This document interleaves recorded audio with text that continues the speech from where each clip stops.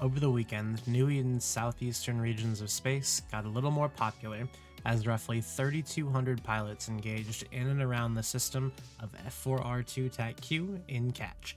Fighting started at around 9:40 in the early eve morning when PandaFam engaged the initiative's Tengu fleet in GTAC-0Q86, with small skirmishes occurring there, and in HY-RWO, and in ZXICU-TAC-7.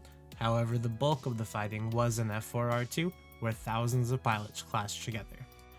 This fight happened initially because the Imperium reinforced PandaFam's Keepstar in F4R2, though it was over well before the Keepstar exited its reinforcement phase. PandaFam was in Barghists, Ravens, Nightmares, and Vagabonds throughout the fight, and on the opposite side, the Imperium brought Sacrileges, Zealots, Demos, and Cyclone fleet issues. During the fighting, the Imperium's initial focus was on destroying the jammer, which allowed PandaFam to play as though they were shooting fish in a barrel.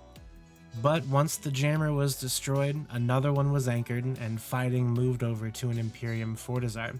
It was clear that the upshipped PandaFam fleets would have no problem continuing, so the Imperium and its allies tried to disengage.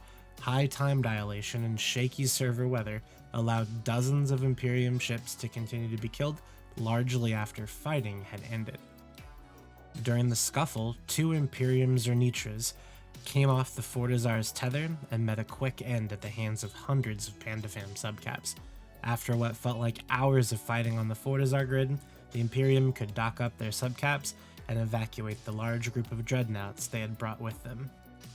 Once the dust settled, PandaFam came away with a clear victory over the Imperium, killing 274 billion ISK worth of ships while only losing 210 billion ISK and defending their Keepstar from additional reinforcement.